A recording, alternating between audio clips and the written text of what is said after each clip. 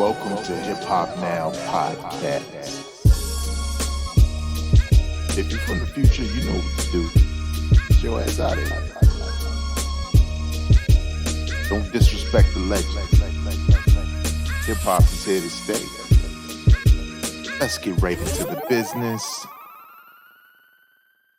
What up, y'all? I am your host, Vegas, and this is Hip Hop Now Podcast, a podcast specifically designed to keep you caught up on all things hip hop, music, and culture that happened throughout the week. Big shout out to the supporters over at patreon.com/hiphopnow. The link is in the description if you are interested. Big shout out to the subscribers to Hip Hop Now Pod, specifically on YouTube. Definitely shout out those that listen on audio and who have been listening for years. I appreciate you. But we are on the road to 500 subscribers on YouTube. If you're listening on the audio side, like, yeah, I like to see what you look like. The link is in the description of this episode. But more importantly, we got a nice boost. I think we got 5 or 6 subscribers since the last episode, which is cool. But guess what? That's not 500. We're close, but we're not there yet. So if you watch this podcast and you enjoy it, subscribe to the podcast, because guess what? In my stats, it says that over 50% of you who watch my videos, and some of you come back for more, are not subscribed. So if you like the content that I'm presenting, hit the subscribe button, hit the like button, comment. I read all the comments. I respond to the comments. Shout out to everybody who's commented on the last couple of episodes, because I want to know what other people think. You know, I appreciate you coming here to see what I think, but I want to know what you think about some of these topics. So with that being said, let's get right into the business of things, right? So big shout out to hiphopdx.com. XXL mag sometimes, even though sometimes I don't like it. They be having kids posted on social media, but it's all good. And djbooth.net, and a couple of places where I get my stories from. Let's get right to the business stuff. So the nominees for the BET Hip Hop Awards 2024 or 2025, whatever, have been released. And honestly, I don't have to tell y'all. Y'all already know what it is. Some of this is familiar territory, which is crazy. So this is on hiphopdx.com. Megan Thee Stallion and Kendrick Lamar, lead nominees for 2024 BET Hip Hop Awards. Megan is leading the way in nominations for awards, with Kendrick Lamar not too far behind, which is crazy. He hasn't put an album out, so you already know what it is. It's about that Drake 4-pack. BET announced their nominees for the 19th annual show on Wednesday, September 18th, with Megan nabbing a whopping 12 nominations, and Kendrick follows with 11, and Drake has 8. Interesting. Cardi B, Glorilla, Metro Boomin, and Nicki Minaj also scored multiple nominations with 7 each, while Future, Travis Scott, 21 Savage, and more received several nominations. Now, this is kind of crazy. We're going to get into the nominations real quick, but it's kind of crazy because I remember when award shows, I'm gonna allow me to get on my old man, but like my porch. I don't have a porch. I have a house, but I don't have a porch. But allow me to, do this. But I just remember when multiple nominations was unique and special, right? It was like somebody had a clear-cut, dope album and put out some dope music, and they had 7 or 11 or 10 nominations. It feels like literally every star that put out some form of music has more than 5 nominations. Now, I don't know if that's a test of, if that's a sign of how limited music is as far as artists, or how the newer artists aren't really having or making an impact or even being considered, should I say. for some of these categories. So I don't really know how to take it, but let's get into some of the nominations real quick. Hip Hop Artist of the Year, 20. These are the nominations. 21 Savage, Cardi B. Damn, Cardi B, she only have an album out. All right. Drake. Damn, did Drake put, I don't know. Future, Glorilla, Kendrick Lamar, Megan Thee Stallion, and Nicki Minaj. I think they might give that to Megan Thee Stallion. I don't know how successful her music has been, but I know she's literally been everywhere as far as putting out music, charting, new videos, collabs, hosting gigs, twerking at the Democratic convention, which I don't know why you would do that. But you know what I mean? Like her profile is up. So these award shows sometimes that's all that matters. You know, it's not just the music. So who knows? Who should it be out of those individuals? Maybe Kendrick. I mean, I know it was diss records, but it wasn't just diss records. It was a whole display of styles and flows and different types of beats that he chose and the writing, right? Like we know it's all diss records, but you're something special when you can write something like Euphoria and turn around and do 616 in LA for the boom bap heads, then turn around and do something so cryptic and devious that you really got to be thinking to do Meet the Grams, and then you create a damn anthem out of Not Like Us. That's more than some of these artists done with way more songs and full on albums. So I don't know. Call me a biased Kendrick fan, but I think amongst the list, I think Megan might get that. Song of the Year. I think we might just skip over this because this is trash.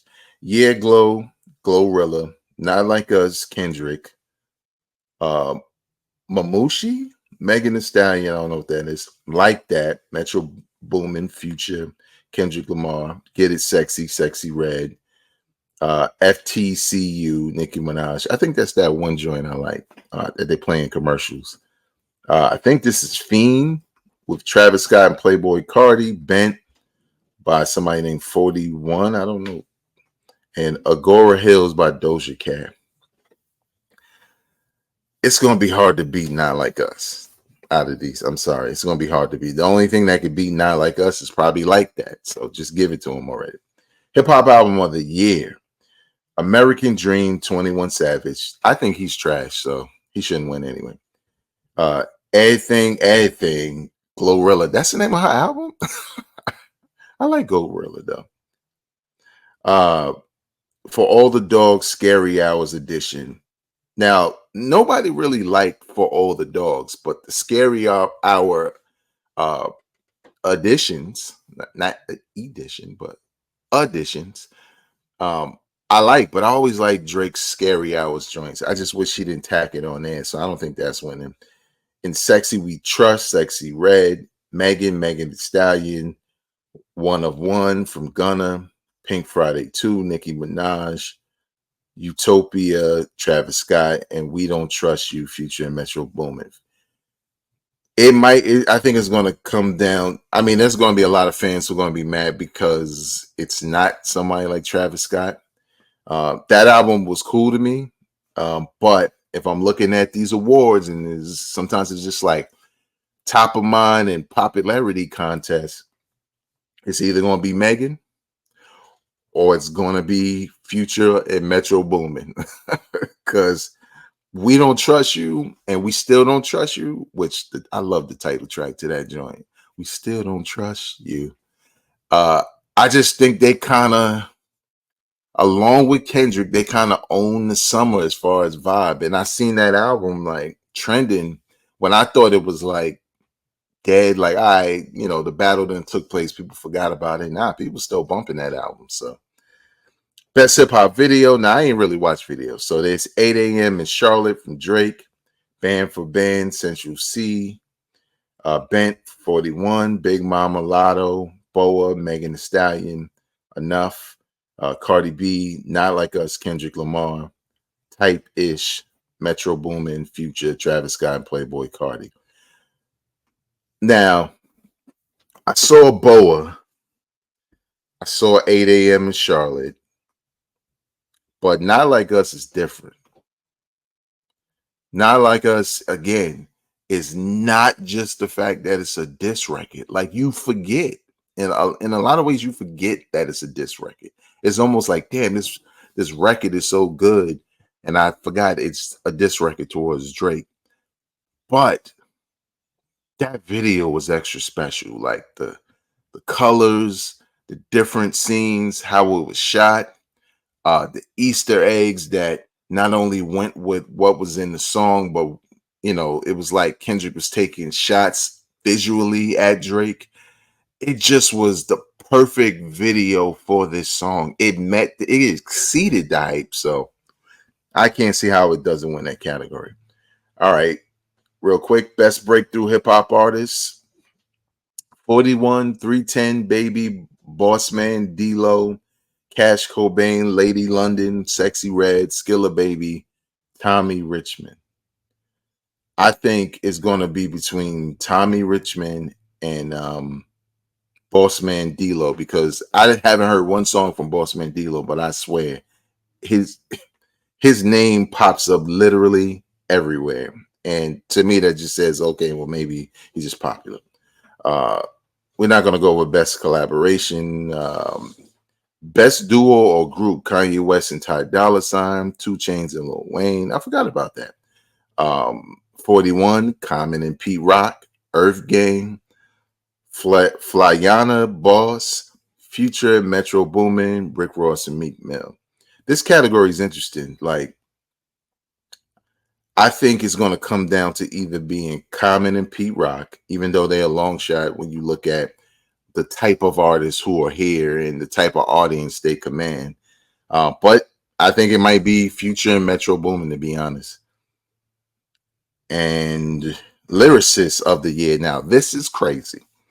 21 Savage, Cardi B, Common, Drake, Kendrick Lamar, Lil Wayne, what? Megan Thee Stallion, and Nicki Minaj. Now, when I say Lil Wayne, I'm like, what did he put out again? But I forgot he did the joint with 2 Chainz, which I thought was, well, that was late last year. That's why it's here. I don't know why 21 Savage is on here, but it got to go to Kendrick.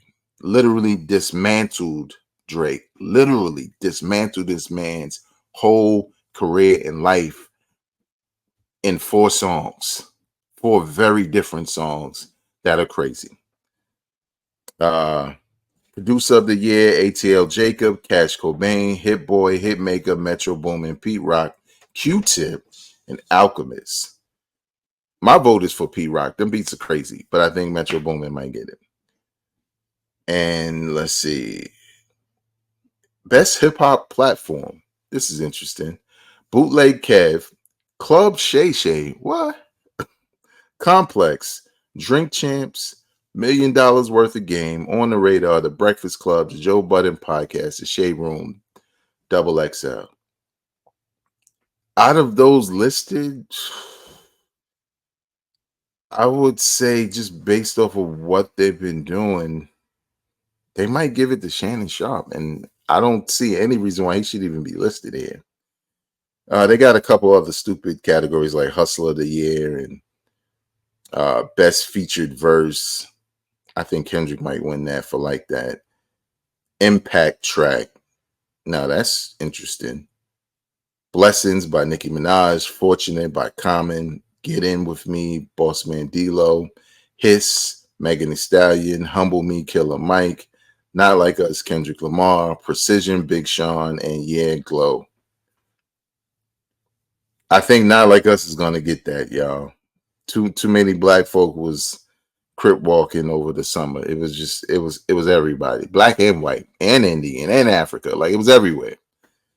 That's Impact. So there you have it. I am not going to watch like usual. I'll check out the results to see how close I was as far as predictions.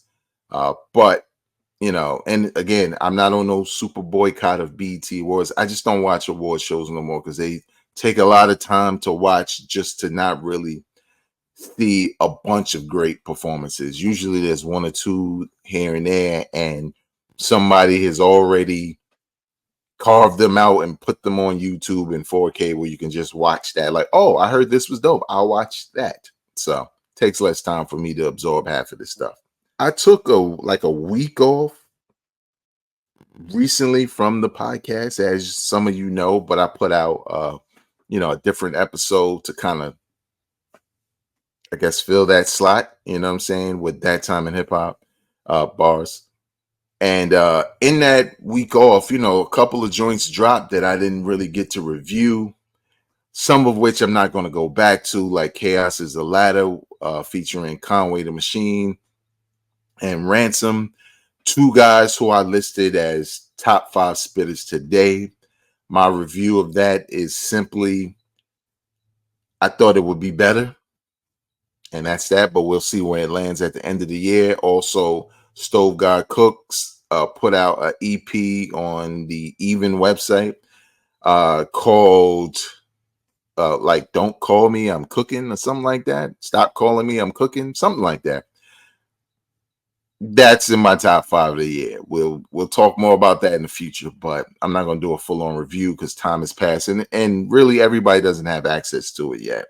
But trust me, it's the Stove God album or EP we've been waiting for. I think it's more of an EP, but it's a perfect follow-up to Reasonable Drought. But there is one joint that did drop that I wanted to review but didn't get a chance to do it last week, and I figured now's the time because it should be talked about. And that's Doechii's mixtape, Alligator Bites Never Heal. It's a mixtape, mind you, released not that long ago, or a couple of weeks ago, about 47 minutes, 19 songs.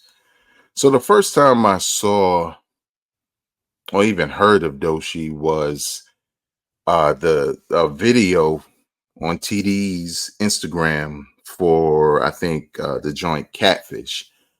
And I was like, damn, Shorty's nice. Ain't she down with TDE?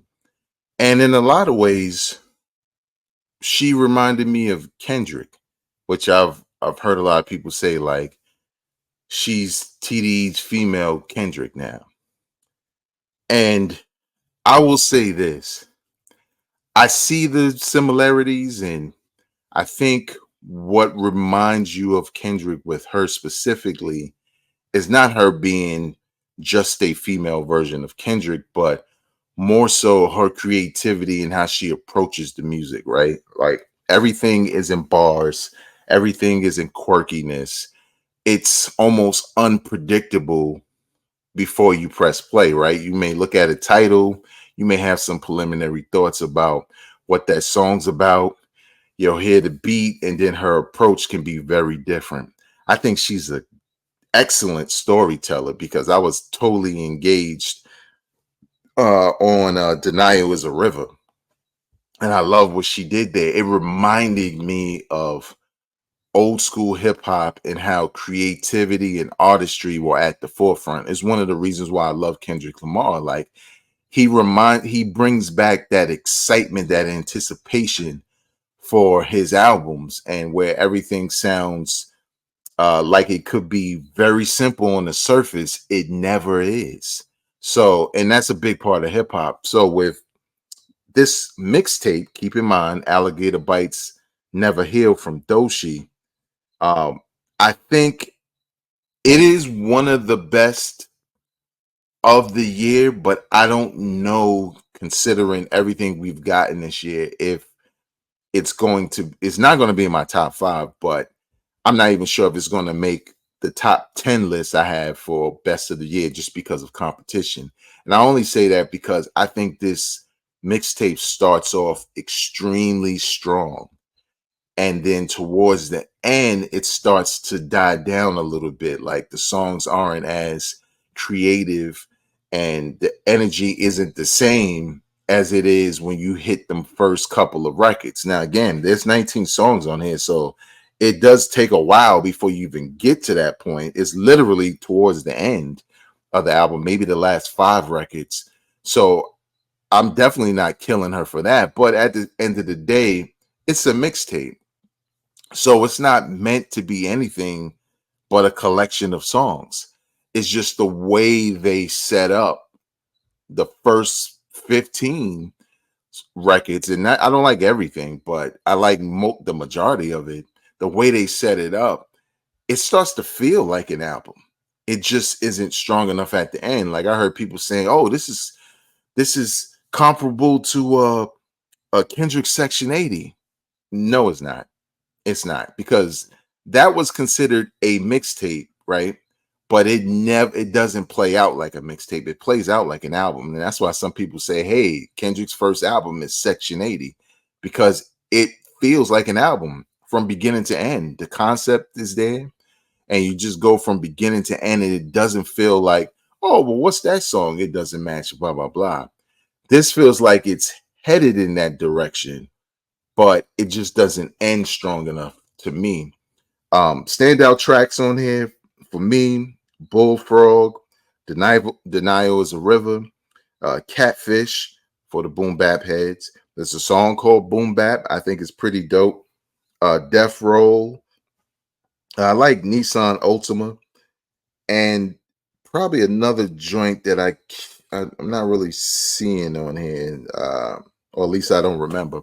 But again, I think it's a dope album, and I'll say this for her: whenever TDE decides to release her debut album, I'll say that for those who are wondering where she falls in the grand scheme of female MCs or MCs in general, but specifically female MCs, she's somewhere in between uh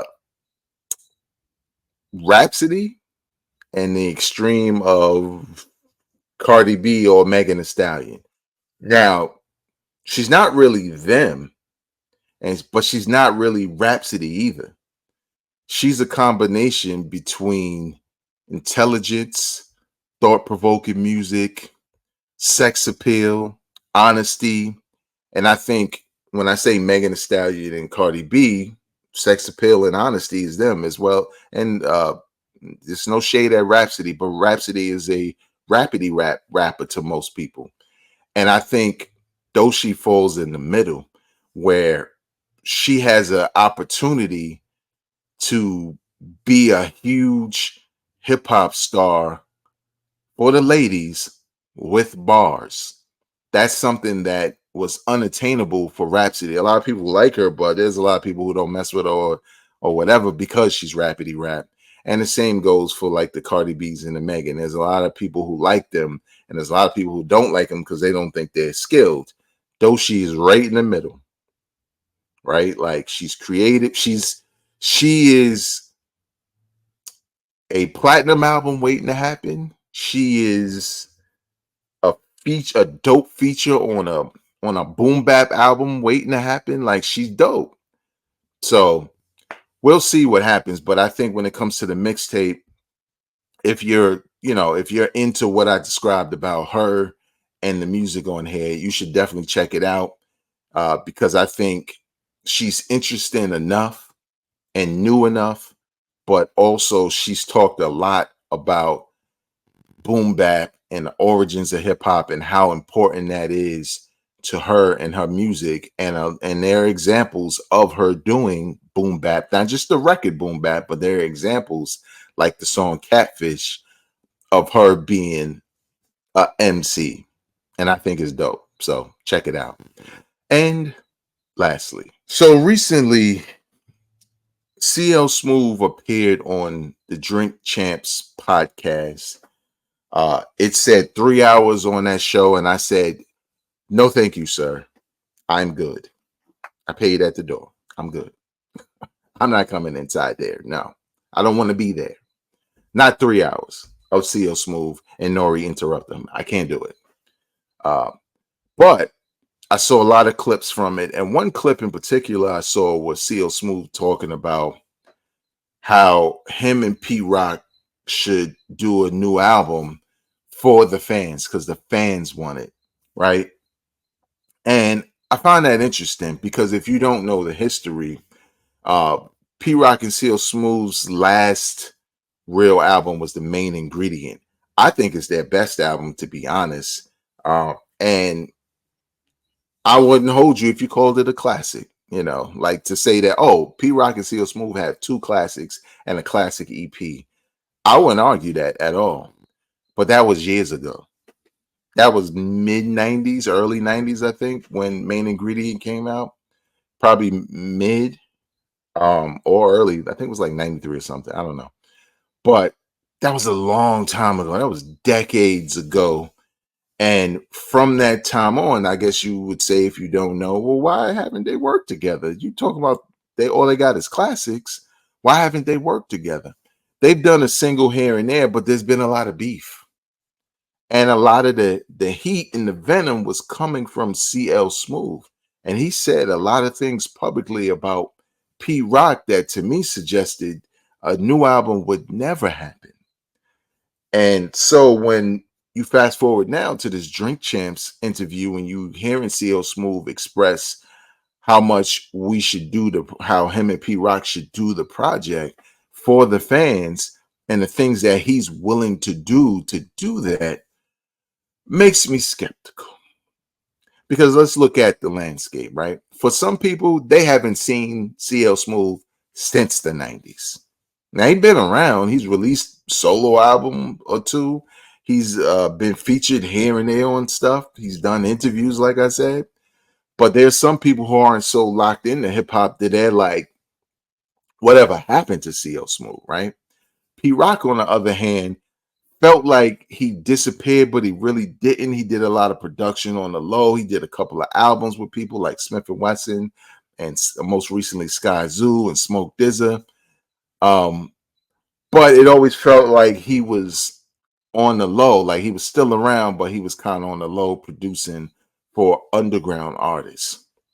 Now, Pete Rock does an album with Common, and Common's celebrity profile is much bigger than anybody he's ever collaborated with, including CL Smooth, which means because of Common's music profile, right? Because of Common, the actor profile. Remember, he did win an Oscar and an Oscar and not an Emmy. I forget the other award, but a Grammy, an Oscar and a Grammy for a song that I thought really wasn't his greatest, but I get it. His profile is so much bigger than underground rapping, or we love him but most people don't know him. Common is well known now, so when he releases music, there's way more people checking for him. And now he's releasing a full-on hip-hop style album with Pete Rock, and they're getting flowers for it. Like, it's in my top 5 of the year without a doubt. They have a tour going. Pete Rock saying he hadn't been on tour in decades, right? That's one thing they got going for them. Then now they're starting to get nominated, right? BT Awards nominated them. I'm pretty sure it's not going to end there. I guarantee you they're going to get a Grammy nomination for that album. I guarantee you that's going to be it. I don't know if they're going to win, but they're definitely going to get the nomination. So Pete Rock is like breathing again. Because beat-wise, he ain't fall off at all. You listen to the Auditorium Volume 1, I'm more enamored with the beats than Common's rhymes. Half the time I got to go back and just listen to see what Common say I missed because I just love the production so much.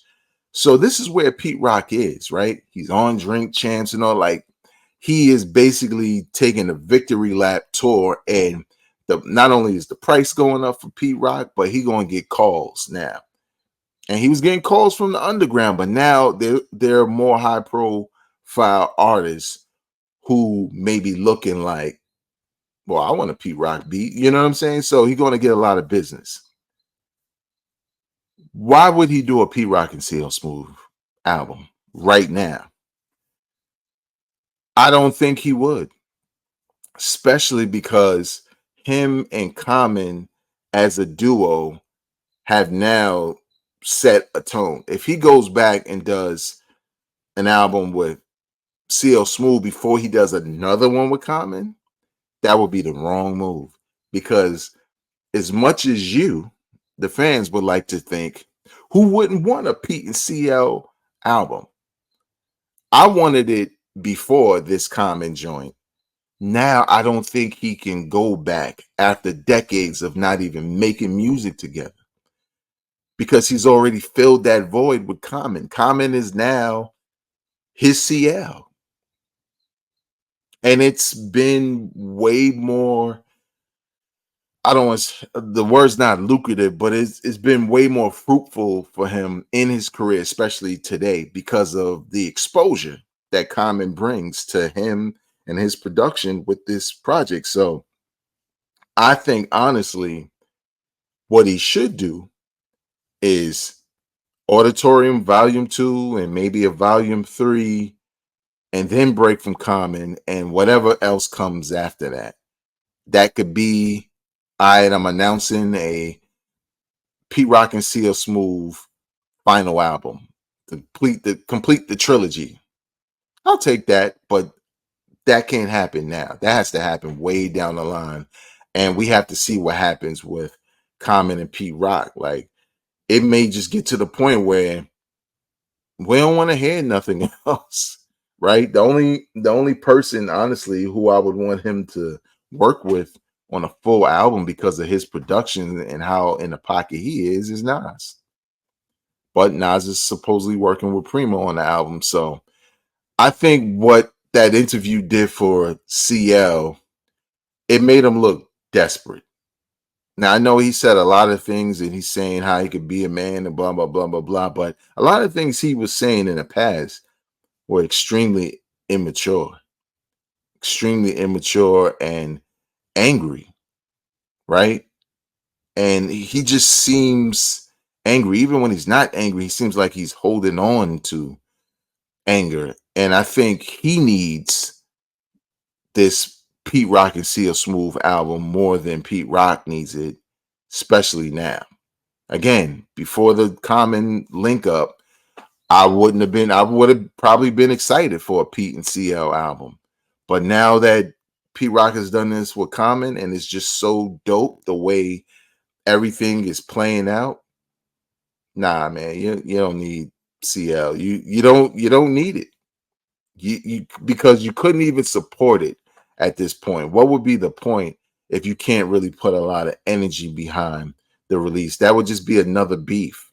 You know what I'm saying? Even if he sent CL, all right, let's start working on his album, blah, blah, blah. I just think it wouldn't turn out well because they can't, get together and decide what is Pete Rock and CL Smooth today and then work together.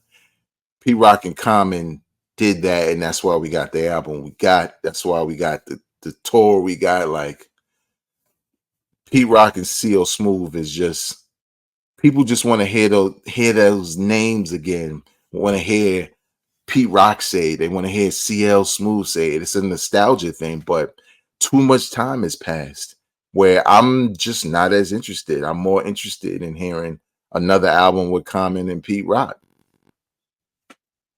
Now, again, if this was closer to the 90s, I would be hungry for one. But everything that's occurred since then, especially the beef, even if there wasn't no beef, then I'd probably think more. But you got to wait now, CL, because P Rock is on a roll, and I can see him producing for a couple people. Like, oh, P Rock got a beat on Kendrick album. P Rock got a beat over here. Like, I could see you got to let the wave. Got to let the wave happen. You can't step in there. Hey, we'll put this out. No, we putting this out. We not going back. So we'll see. And again, I know some of y'all can't hear criticism without it meaning CL Smooth is whack. I don't think he's whack. I don't. I'm just nostalgia. I'm just nostalgic for what was, but it was so long ago. And P Rock has something booming right now.